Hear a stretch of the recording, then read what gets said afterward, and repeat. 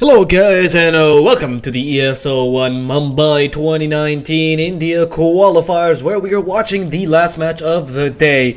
A simple best of three to see who gets to go to the final and face Signify for the last chance at becoming the Indian team to represent their region and their local LAN created by ESL. We're here in the ESL channel, so remember to follow us on Twitch, like us on Facebook, and subscribe on YouTube. And then we're getting now into the game. My name is the Swordfish. I will be your caster for today. Joining me will be Wingblade Dota. How are you doing, Wingblade? I'm quite alright. We had a pretty quick best of three, which ended in a 2-0. So I had some time to properly wake up, and now I'm ready for some Dota. Good. No need for tea this time. Just a good old 12 p.m. Dota. The perfect time to be casting it. ROG time to start out with the Nature's Prophet and Oracle. Coming soon, the Sven and the Leshrac. Now the question is this Sven going to be the offlane, or are we going to see the classic Indian carry Sven that we've been seeing these days? I still prefer offlane or support Sven. I think carry Sven has a tendency to get kite. Especially by Furions. Sorry? Especially by Furions.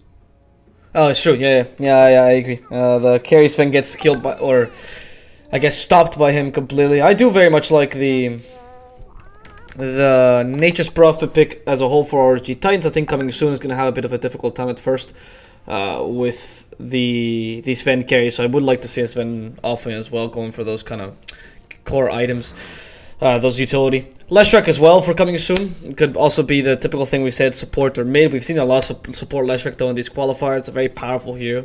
You explained it in another game of why he was so fantastic. Yep, just the versatility of having a really strong stun and then being able to take towers as a result. Yep, that makes damage as well, and obviously something we didn't talk about last time is also movement speed, right? Leshrac comes with a really easy movement speed. Early on, you can even go just for a win lace, and you evade most of the ganks they want to get to you. So, sure, very fast disco pony. Exactly, yeah. And then that becomes very frustrating halfway through the game when you see him with a pulse nova. It's like moths, right? Like you attract enemies to attack you, and you're too fast. So it's just like a psychological damage there.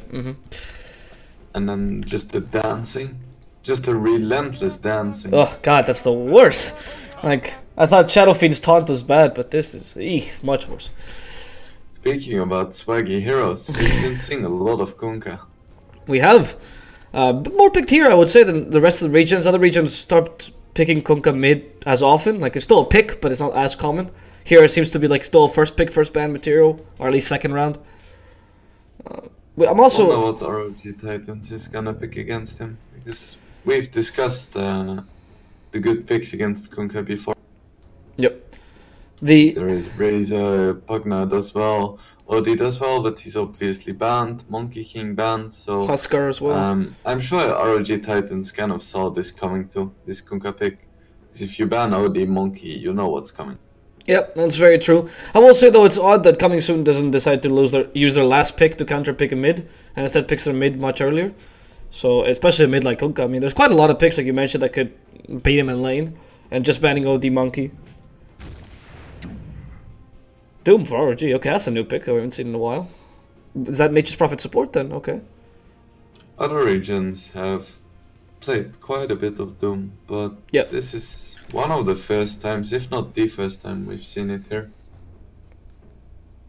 I'm not sure if I like it actually, because in general, Ghost Chip is an extremely potent counter for Doom. Because you can't really engage on a Doom target if he's both buffed. Because he just runs away with his 50% damage reduction. What can you do against it? Actually, it's a very good point. Doom suffers a lot as well against the Kunkka's way of catching you, which is the X-Martha spot bringing you back. Doom is a very mobility-based hero, doesn't have any blinks or PKBs, the kind of stuff that you would really like. So catching him and bringing him back is kind of annoying. But he does counter the Leshrac pretty hard early on, when it's actually kind of worth it, wasting a Doom on a support. And the Doom on a Kunkka, especially in the early game when he's dependent on boat damage, can be quite crucial. So you have those kind of points of inflection. The mid game kind of favors the early mid game favors ROG Titans because they're I would say their peaks are quite strong here as well.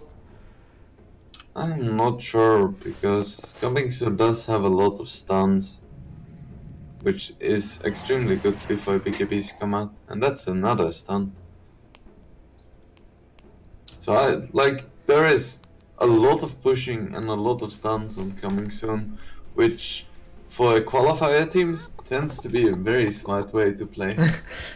Wow, was that? Damn, that was timed.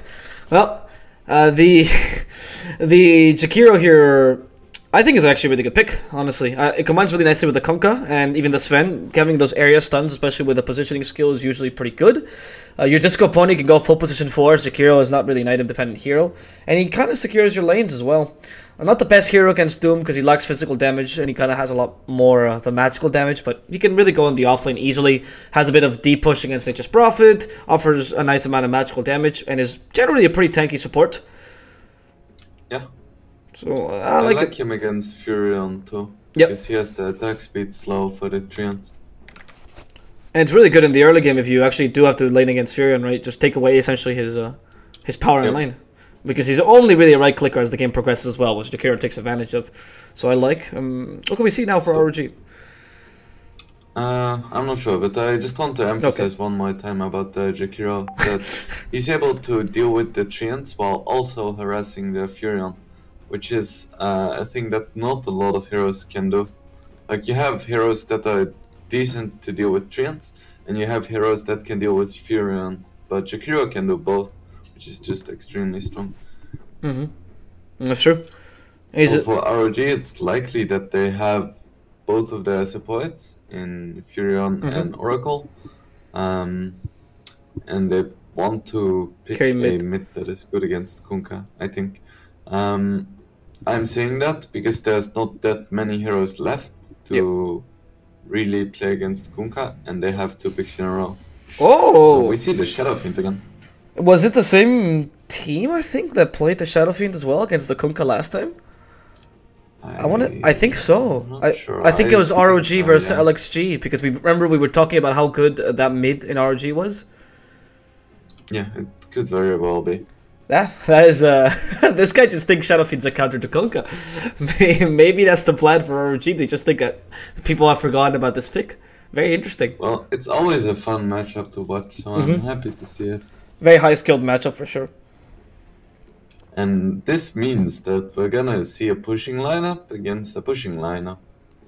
Because, well, I guess coming soon is not a fully committed pushing lineup, but they do have a Jakiro and a Lashrak. So both of these teams are capable of pushing early and pushing hard. I like that they bring both teams actually do this, where they bring the pushing and the supports, which means you don't actually have to commit one of the cores into a weaker position. You can go for full snowball cores like Shadow Fiend or team fight cores like Kunkka or Sven, and you let the supports do the actual pushing and actually take objectives. So I would love to see another jug on ROG Titans. There's no really jug. Good against it's coming banned. soon's magical damage team. It's banned? Yeah, it's banned. It's first ban. First ban, man. Yeah. You never look at the first ban because like it's Viper, it's probably Viper. Yeah, it's like all the broken heroes, and I don't consider Jug that broken. No, but he would be really good in this lineup, I agree. You don't have many options because Lifestealer's also taken away. Is there anything else that goes magic immune? Not really, no. No. You just want to get an early BKB carrier then. Yep. Like Razor would still be decent. Razor's pretty good. You just lane it against the Sven. Okay. Anti-mage. I really dislike Shadow plus anti-mage in the same team. Yeah. Why? Because there is 2 styles of playing anti-mage. The first one is the pushing style with Greaves, where you just hit towers as a team, and it scales well with the Doom, it scales well with the Prophet. And the second style is kind of AFK farming, where you either buy a Yules or something like a Midas or a Shadowblade, and you just farm neutral creeps. And both of these styles don't really synergize with anti-mage. And there is a Terrorblade. So I feel like our struggle a lot with this anti-mage pick. Like, we've seen it a lot in this qualifier, these questionable last pick carries like the PA and now the anti-mage, and I feel like they had a really good draft going so far, but this anti-mage could spell trouble for them. Yeah, I see your point. It's a bit difficult to actually combine these two in the same team. They do go okay with the Doom, but the amount of space they have to create if they don't actually manage to get a good laning stage is pretty difficult. And on top of that, they also don't have stuns. Yeah, that's another thing I was going to mention. You pick two supports without stun. Well, I guess one has a root. Then you need to pick some, or ideally you would like to pick some sort of catch in your cores, right? But Shadow Fiend has none of it, neither has Anti-Mage. You don't really need catch or stuns if you're gonna be sieging towers. Like, if they pick the lone druid, it would be totally fine because they could just hit towers and you don't need to stun towers. But now you have this anti-mage that you need to create space for, but you can't really kill heroes because they simply run away. And imagine if they just both. So I greatly favor Coming Soon's lineup here. Yeah. And in the same lineup as well, we have Coming Soon, which has a lot of stuns, which you were mentioning in the beginning, right? So a lot of disengage abilities. You have... It's pretty easy, honestly, for you to evade ganks if you want to. And frankly, catching the anti-mage is not that difficult here. You can X-marks him because he won't be able to counterspell that unless he somehow sees you by magic. And then you pretty much have the whole combo of the Life Strike Chikiro, which can't be evaded by counterspell. So you're kind of... Yeah, you're left to die there. And they can actually create space for Terrorblade. So it's similar, because in the end, the two lines are actually quite similar. In the what they try to create in the 4 protect 1, they kind of have to play, and Coming Soon is a much better lineup for that. Yep, but yeah, and Coming Soon's carry hero also skills really well against ROGs. Like Terrorblade can fight anti-mage when anti-mage is 1 or 2 items ahead. So even if he's 5 or 10k gold behind, he can fight anti-mage. He's also a bit more useful in the early stages if he does need to fight early, which is something that if you're up against a pushing lineup, they might force. And we saw this anti-mage game earlier where they destroyed him, and they forced him to push with his team or fight with his team super early. Terrorblade at least have some use here. Anti-mage is not. To get Battle Fury and Manta style, and then even then, it's pretty of a tall order. So I find this difficult to play for ROG. Like this lineup essentially relies on Shadow Fiend dominating the early game or the lane to some degree and being able to create a lot of space for the anti-mage. Yeah, this Shadow Fiend, no matter what build he tries to go for, he needs a quick BKB. Because if he buys anything else, he gives up kills, the game is just over. What build would you favor this game? Wow. If you're the Shadow Fiend player. It's hard to say really, but something like Midas into BKB wouldn't be bad. Midas because there is not that much space on the map and I expect his lane to go reasonably well, and BKB for obvious reasons. I mean, he could try to go for a Shadow Blade too, but it's risky and I don't see Greaves being very useful in this game. No, definitely not with an anti-mage. It deters the whole purpose of the early Greaves. He could try to get drums or maybe a Manta too, but I feel like BKB is just important. He could go for Yules as well, but then they have like no great frontliner that can actually hit before anti-mage is online. So that means they only have magic damage too. And you also... in that case, if Sven gets a BKB, they just run down the base and it's over. And you also expressed your distaste for the Yule Scepter in other games, where you're not a big fan of it if you could evade it. Anti-mage here won't steal any bounty runes, so you're gonna separate the bounty runes fine. We also didn't really consider the Doom, which I guess if all burns and push comes to shove, the Doom could potentially go for more of a like carry or damaging build as opposed to a typical utility. We have seen this in some games, like in South America, you see carry Doom sometimes, and they kind of run sometimes with Radiant, sometimes with some early items. It's okay. It's definitely a last resort only for this team. And I'm just considering it because, well, the draft doesn't look to me too favorable to them. But the lanes could go pretty nicely, honestly. Right. So I'm interested to see if the SF does well in mid again. You already got 2 creeps denied, which is not really what you want when you go for the race build. You kind of want to have level 2 on the second wave, so you can start collecting souls. Especially the range creep deny is so important for the first wave. And both SF as well as Kunkka managed to deny that one. This Kunkka knows what he's doing though. He's using... Actually, that was very bad harassment. And then last time we saw the Kunkka versus SF matchup, it was completely favorable to the SF. Partially because a lot of sloppy plays in the early game for the Kunkka. And I feel like Moon is putting a lot more pressure into Dot here. It is a very interesting matchup. It's a very high-skilled matchup in the early game because the last hits actually matter a lot here. And you can't really recover per se because of the nature of this matchup. Yeah, for sure. It's very snowbally by nature. Until Shadow Fiend hits level 7, at which point he just double raises. Top lane. Oracle actually going down on top lane, but Anti-Mage does get the return kill, which is quite nice. Because Anti-Mage is their win condition, so getting first blood on an Oracle is nice and you get some gold, but you need to realize that Anti-Mage is gonna be the most crucial hero for ROG. So giving him any kind of space is not what you want to have at all. Honestly, in this lane, you'd be better off. Like you're happier if you can harass the anti-mage out of lane than if you actually kill the Oracle. And the Oracle is not concerning to you. Yep. And anti-mage actually doing pretty well for himself. Like he's level 3, he got his full tango, 4 set of tangos, a magic stick as well to help him out a bit. And the bottom lane. This is nice for the Shadow Fiend. He gets his bottle delivered, and he also gets a rune instant. Yeah, that's what we saw last game with the Pugna, except the support took it right before, and that lost. That helped them lose the game by a lot. And as I was mentioning, bottom lane, we do see the Doom actually doing a pretty good job of winning this lane. Just Prophet helps a lot in this regard. Jakiro's an okay laner, but not good enough to actually push away the Doom right now. And Doom is particularly good with the Unholy Aura early on. It's like playing mechs in Dota 2 auto chess, essentially. Really difficult to bring him down. Never played chess, so cannot judge. Oh, I'm so sorry. You're one of the still pure players. What can I say? Haste Rune's available on the Shadow Fiend in the mid lane, but they catch him with the Split Earth. Very, very well played here by Fly Solo. Good rotation, right in the shadows. They used his ward to actually initiate properly. And even though he had a Haste Rune, he couldn't use it properly. Good job. So Shadow Fiend is now half a level behind. And that's really scary because the moment that Kunkka hits level 6... Yeah? Whoa.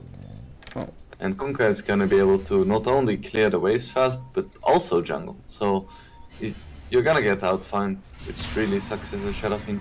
We see some action on top. Oracle in trouble. Oracle might die here. I mean, they're surrounding him. He does get the Fortune's End onto 2. Not bad, but the double kick will finish him off. ZXZ can't quite finish the kill on Fly Solo. And this is the issue of anti-mage early. Ironically, you want enemies to have mana, because otherwise your damage just goes down the drain. He can't kill Fly Solo because he has no mana, and he has mangoes ready in case he does want to counter initiate. That's how you play against anti-mage in lane. Well played. Now you're starting to harass him out of lane. We actually saw Terrorblade get really low on bot. There is a lot of pressure coming from this Doom Prophet lane. It's a pretty strong lane. The level 2 Inferno Blade. Yeah. The Prophet just needs to harass. He offers the Blightstone, and the fact that he has the TP plus his own teleport allows him to go often and just get back this mana, get all the items he needs. Even act as a courier for the Doom, actually, which we've seen. And top, we're seeing the rotation here. This time from Nature's Prophet. ZXC is going to run away as Run Rush comes in for the Sven. Sprout for Vision, but that means they lack that catch. Yeah, that was not the best rotation. Always really sucks as a Prophet if you try to make a rotation and it doesn't work out. Because low-level Prophet has really long cooldowns. He's going to get stunned into Split Earth and... Diabolic is spread up on 3 though. That's a Fortune's End with the Fortifying Flames, and that gank turned into a good one, thanks to the Oracle especially. As in the bottom lane, we see Jakiro being chased after a Doom. Inferno Blade is ready. Oh, he's waiting. The creeps. Yeah, and yes, he'll get the denial. Good job, Jakiro. As in the middle lane, they catch a Shadow Fiend with a Ghost Ship action all over the map, but Nature's Prophet's here to help. He has a Sprout ready. He does put Moon in the Sprout. Get the triple raise off. Only 2 gone. He doesn't want to get close for the close raise. It's way too dangerous. He was so incredibly low after the Tidebringer. That could have gone south really quickly. But even now, we see he's a full level behind the Kunkka. Yeah, the Kunkka. Well, I mean, this is expected though, right? When we first saw the Kunkka Shadow Fiend matchup, we thought this was going to happen, which is a client domination. This is how we expected it to go. Yeah. The Shadow Fiend kind of has to outplay the Kunkka, and the gank from the Leshrac certainly didn't help Shadow Fiend's call. Also, it really sucks when you're stacking a camp and you get Centaurs and Mud Golems as a Shadow. Because you can't clear it easily. Yep. It's nice that the Mud Golems give a lot of souls, because it's 6 souls per camp, but they're so slow to kill. It's same for the Hellbears. They're like your least favorite creep. So what do you want a Shadow Fiend? Ideally the 4 Satyr camp? Is that... Yes, you wanna get the Satyrs, the Trolls are all... Oh wait, in the top lane, Anti-Mage in trouble. That Fate's Edict helped him though. Never mind, he's fine, Sorry. I got too excited for this Anti-Mage. And said they're gonna go for the Oracle. And they might kill him. Nah, it's a bit of a tall order. They are pushing a bit hard. No TPs to punish this. In the bottom lane, same thing. Yeah. Jakiro, and it looks like he's gonna go down. Doom is almost level 6. Yeah, that's, I mean, like I told you, Doom can have quite a huge impact. They had a pretty easy lane per se, you know, Terrible is not really that good against Doom. Top lane, Anti-Mage. This is fine. Oh. They do catch the Oracle. Yeah, as I was talking about, an Anti-Mage don't mind fighting the Sven. They don't have any mana for any stun. Split Earth is ready though. Can they catch the XZ? Okay, that the counterspell wouldn't have returned the Split Earth, but it was a good try anyway. He has a Mana Void ready as well. They want to try this again. They just salved and mangoed on this Sven, so it's impossible. He has Magic Stick though, so the XZ could taunt the kill. They're waiting for it. They're going for the Oracle again. There's a dual breath, and this Oracle just can't catch a rest. That ball getting his physical damage, so Fate's Edict doesn't really help that much, and he's just gonna die. But at the expense of a Leshrac, perhaps his Sven as well. In comes Adrenaline Rush with the help. The trains, nice body block. ZXC is not concerned though with the Sven, and will just let Adrenaline Rush TP in uselessly, as now the rotation comes in from the Kunkka. Everyone's just coming in to party in this top lane, and the bottom lane trying to put some pressure. Hunter's trying to take the second tower, and top they still just want to catch Adrenaline Rush. Is Hunter making it out alive? Fly Solo has the stun. Will they try here?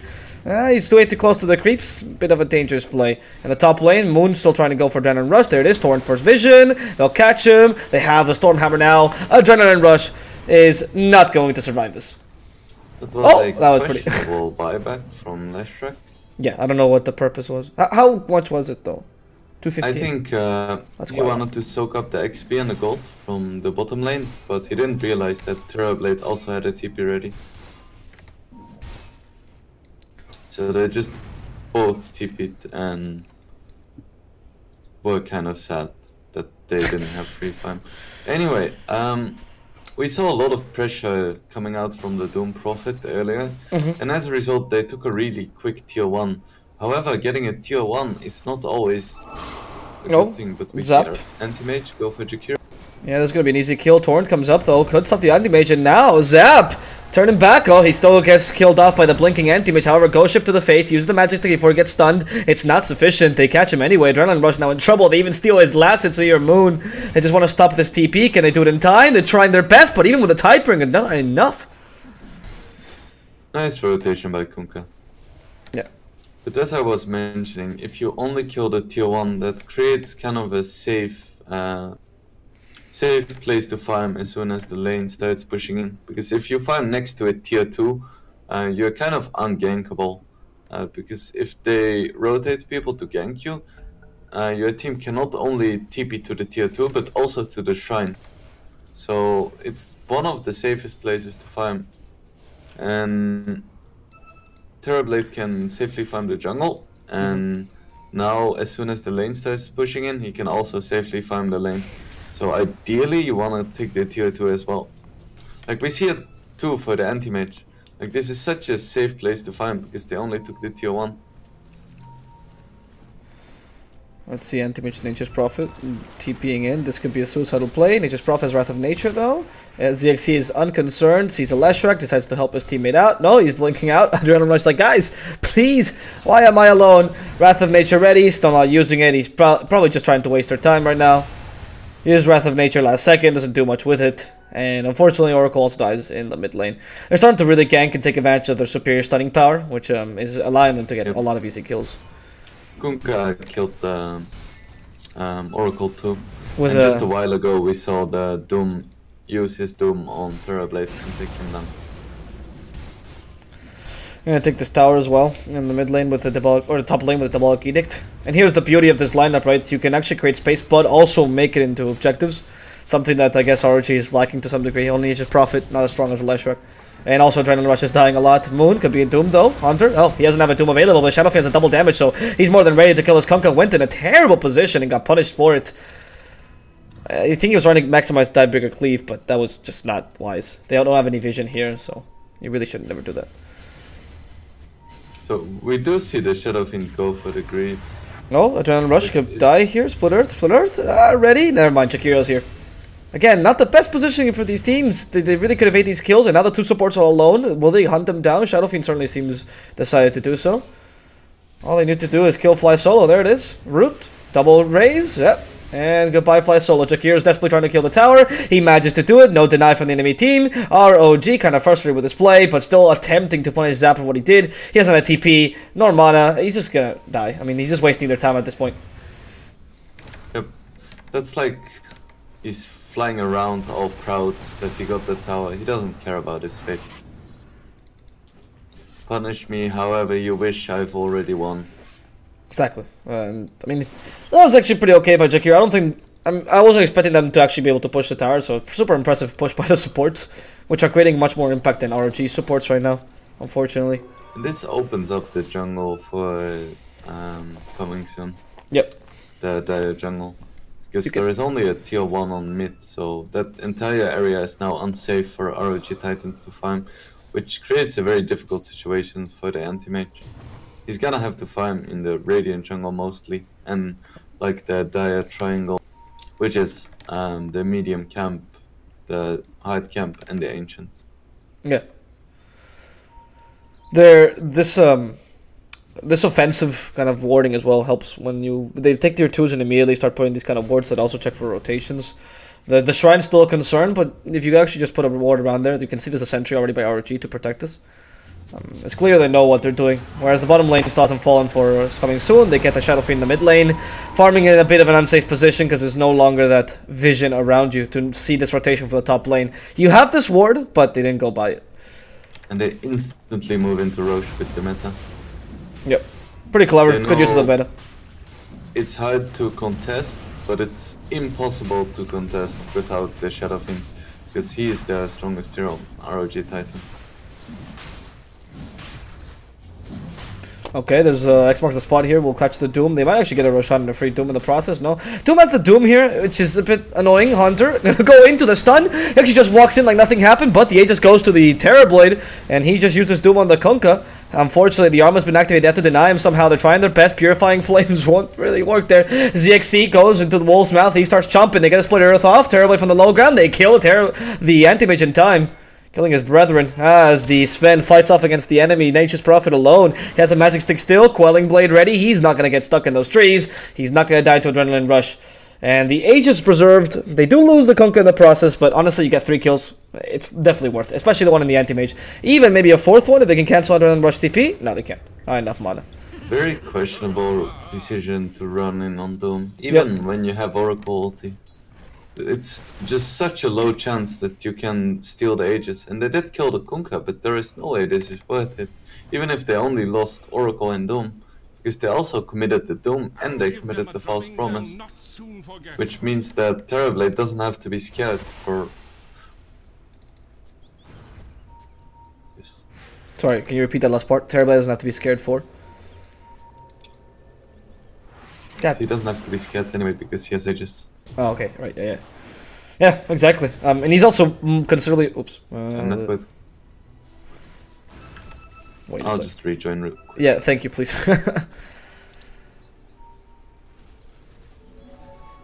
Hello, Wingblade. Welcome back. Sorry about the Discord problems. Thank you. You were saying... Yeah, it sucks. Terrorblade is also leading in the Worth, I think you were saying, right? Which obviously adds. Exactly. And he's only gonna accelerate, and meanwhile Anti-Mage is still 1200 gold away from his Battle Fury.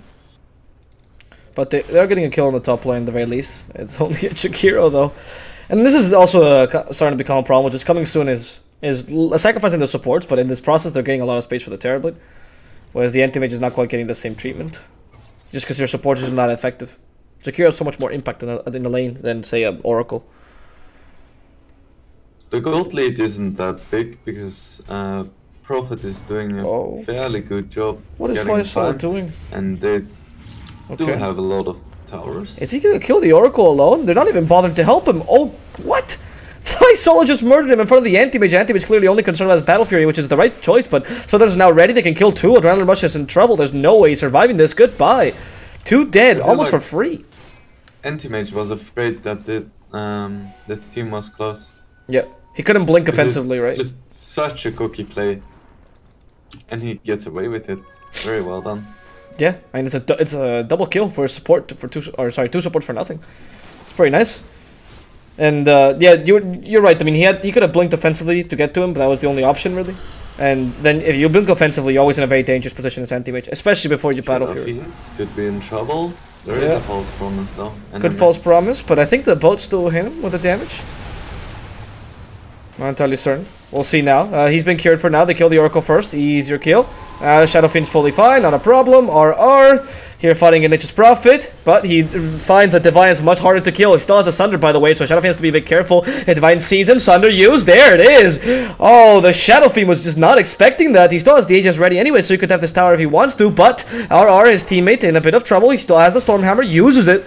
At the same time, he dies. Moon trying to get the kill onto Hunter. A bit difficult for him as to start armlet toggling. Here comes the help of Dot. And Dot manages to help kill Moon with this Terrorblade, unable to really get the final kill. Instead, he tries to TP. He'll accomplish this. No, the Infernal Blade will cancel it. Not Divine. Or run back home. Still has meta, has to fight Hunter to the death. And it seems like he's going to beat Hunter for now. One more hit. No, and this is meta. As the last thing was going to come by. And the Ancients actually take away his Aegis. This Terrorblade, the position which is not ideal for him. Mantle style to get some space, but I don't think he's going to accomplish it. Reflection as well. They finally sprout him. In comes the Lash. He's the cleanup crew. He kills 1, but he can't kill 2. He tries to take Shadow Fiend with him as well. Fly solo manages to do so and almost kills ZXC in the process as well. Very well played. In comes Zap with one last Macropire, but it won't do anything. Won't catch anyone. ROG actually managed to survive this lineup, or this matchup with the Anti-Mage. They just left the Terrorblade there. They slowly all died, and then he was there alone against 4 heroes.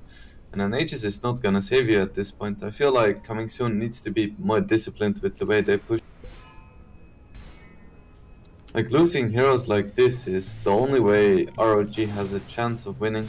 Because now Anti-Mage has his Battle Fury, he's 1000 on his way to a Manta, and 6-slotted Anti-Mage is going to win the game if he's uncontested.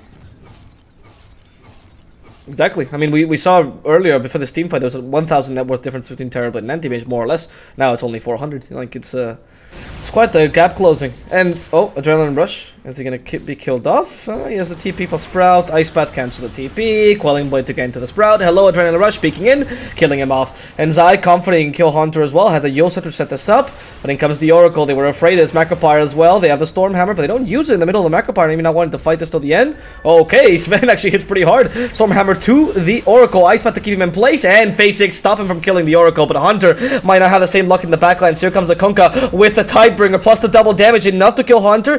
That last bout of Liquid Fire is just not sufficient because he heals too much. But the Torn catches him. Very well played there by Moon. And Hunter now in trouble as he brought back with Xbox a spot. They gets Tidebringer to death. And even the Oracle pays respects to Coming Soon's Reaper.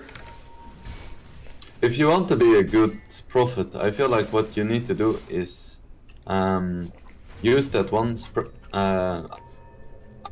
someone uses Quelling Blade on your Sprout. Like, when Sven went on him, he stunned the and then Sven cut one of the trees with the Quelling Blade. But if Adrenaline Rush was really next level, he would have instantly placed down his branch. He would have been fine. That's actually a pretty good point. I didn't actually notice he had an Iron Branch up. Torrented into Ghost Ship. They also catch the Oracle. 2 supports might die here. They can kill the Oracle. That's ideal. 835 doesn't have a way to get out of this alive, which means 35 seconds without him, Terrorblade can start pushing. And we've seen how powerful Terrorblade can push because, you know, it's not just the Leshrac that you have in this team with the Jakiro. The Terrorblade is their real pushing power. They could threaten tier 4s if they want to, but it's definitely not a good idea. It's a bit too risky. Better to go for the racks and play it safe. As in the bottom lane, Zap is also fighting his own fight against ZXC. This could be dangerous because the Sprout comes in, takes Zap. There's no reinforcement along the way. He can't even use the Macropire because they take away his mana. Goodbye, Zap. Anti-Mage is keeping up, but if you look at the Shadow Fiend and the Doom, they are falling behind a little bit. The gold lead is not insurmountable for sure, but it's looking tough, especially with the racks down. You want your anti-mates to already start getting ahead of the Terrorblade, because as I said, if they're equal, anti-mage cannot fight. No. And the pushing power for the Terrorblade is better than the anti-mage if you give him the chance. So as long as you win him a team fight, you can see the destruction he can create. Yep. Every 155 seconds a push is gonna come. And the thing about coming soon too is that they can push without really committing too hard. They don't even have to have a hero hitting it. They can just have a liquid fire and... Wow, what a Sunder saving this Sven here. They couldn't catch him. Now the Sprout, he can't use his Qual and Blake is the Doom! No, just let me use my axe, he says! There's no more help for him. They just need to survive. RR, everything to save him, and they wasn't enough. They don't have any extra healing. Moon comes in, avenges his team. Adrenaline Rush will play for mistakes. As they also go for a Hunter here, but they can't cancel that TP. Zap instead concentrating on the Oracle, has the Ice Path, can definitely target... Has the Ice Path, doesn't necessarily hit it though. Well, A35 even dispels that dual breath, but the X marks the spot will eventually catch him. So much effort to catch this Oracle. Ice Path this time will hit, and the Kunkka will finish him off. So now there is also no Doom, so... Coming soon is gonna wait for Sven to respawn, get the Arcane Rune on Terrorblade maybe, and just start hitting Talis. I mean, technically nothing is stopping them if... Okay, they put it on the Kunkka. That's quite strange to me. I feel like this meta timing is what you want to play around, and if there is an Arcane Rune on the map, that just means that the next cycle is gonna start earlier. But I guess they really favor the long distance damage of the Kunkka. Yeah, could have been that they valued the fact that he... Oh, never mind, he could immediately use that. I was going to say the bottle might have been one of those factors that you think, maybe you can store it for later. They could kill the anti-major. If they get the X, it's potentially very scary. Good counterspell. ZX sees this coming and just blinks out. Well played. Yeah, it's a good choice, but still no... You don't still have the option to actually propose something, unfortunately. So you can escape with the anti-mage, that's fine, but you still can't really teamfight with him. And that way they can just put pressure, kill your Oracle, which again was just in a bad position, but you can't really stop his tier 2 push, which is the problem here with an anti-mage draft. However, Adrenaline Rush, he says, no, what are you talking about, these swordfish? I can stop this push all on my own. And actually, creep skips pretty cleverly. The creeps are still here, they can take the tier 2, but they won't be able to go into the high ground, at least not easily. I think they can. They terribly. Just 2 creeps, man. this. They have such tanky heroes. What's stopping them right now? I guess I was hoping they would kill the creeps or something, because they're so far away with the creep skipping. They don't really have good deep push though. They have one race that you can use without instantly dying. That's true. There's only one creep in the space and they have to protect us. You can see X marks the spot for Doom who's trying to go in. Don't let him devour that creep. Oh, creep. Don't do this. He sacrificed himself for nothing. But they took the melee racks, which was what mattered. And in fact, in the backlines, actually found the anti-mage. Okay, bring him back into the ghost ship. The Manta Style cannot evade it. Ice Path as well with the Macro Power, a lot of damage. And ZXC so close to dying. Yo Scepter to prevent this. The Macro Power now for 2 extra seconds. He's gonna be gone. Divine actually finishes him off. X marks the spot for the Doom as well. He has the pipe, doesn't really matter. Just wanted the stun from the Torrent. Now the Ice Path as well. No false promise can save this Doom. He's going directly to hell where he belongs. And he even doomed an illusion there from the Terrorblade's Manta Style. Terrible play there from ROG. Not terrible because they played it terribly. Just super desperate. They have nothing else to do. And coming soon, absolutely decimating them once again. They're just looking for one last set of racks, and they're really not far out from getting it. No meta, though, but they can still stay in base and just kind of harass and put a bit of pressure until the meta comes up. I am at a loss what ROG can do right now. They lack any kind of disables to go for pickoffs. Split pushing is very, very risky up against the Blink Sven as well as an X marks the spot, especially from Shadowblade, and team fighting has been a complete disaster so far. So I guess the one thing they can hope for is to try and get this Shadow Fiend a BKB and try to take a desperation fight without meta, but the window is closing on them. Another kill into Adrenaline Rush here. And even 835 dies. I couldn't even catch him. I think he just died to the Lesh alone. Lesh has been playing. Reminds me of Mr. Crownley here. Play solo has been a very enjoyable Lesh track to watch. For sure. And now ROG is up. That's gonna be an Aegis and Cheese together with the next meta. The window is closing. This game is going to be over 5 minutes from now. I agree with you. I mean, you're mentioning the stuns thing. I think the stuns thing is actually quite important because when you're playing from behind, usually your strategy resorts into two kinds, which is either split pushing, which used to be kind of viable, now it's very difficult to actually accomplish, or getting pickoffs. I mean, pickoffs probably the most consistent playing from behind strategy. Without stuns, how do you do that? You just can't. You have to hope that the Doom, I guess, for a pickoff, but you can only get one pickoff with that. You can't even kill the supports. Also, they don't have burst damage, so even if they do Doom someone, they can't really chase him down that well. So support is gonna arrive in time most likely. Shadowfiend does have his BKB. Yeah, it's a very difficult position to find yourself in because I guess the burst damage here would come from if it was a different Shadowfiend build, perhaps we could have seen a bit more burst damage. I think the guard increase. I don't think this is. I mean, your Shadow Blade could have been the risk reward thing that you were talking about. I don't think it would have been successful though, to be honest. It's just not a good Shadowfiend game or anti-mage really. You just needed two different cores, right? Yep, pretty much. I mean, the Shadowfiend is fine, but they needed to commit to some kind of pushing then. Because their lanes were not too bad. No. Well, but the issue was that the lane that you wanted to be good, right, was the anti-mage, and his lane wasn't that good.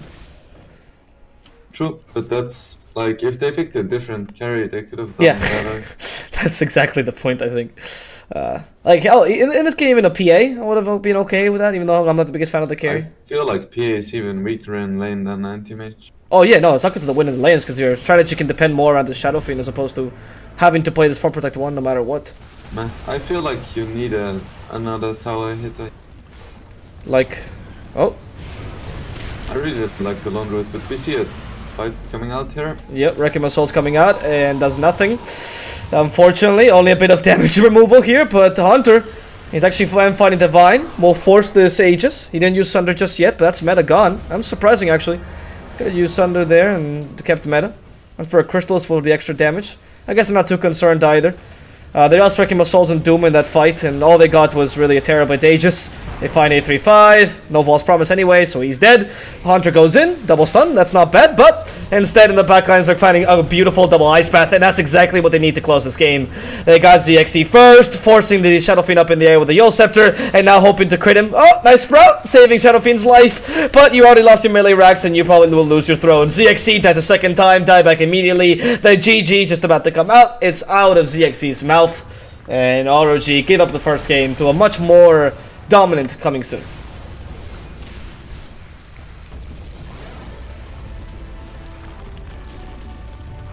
The odds were stacked against them, and Coming Soon just executed properly. They had a few hiccups, but overall their game plan was solid, and so was their execution.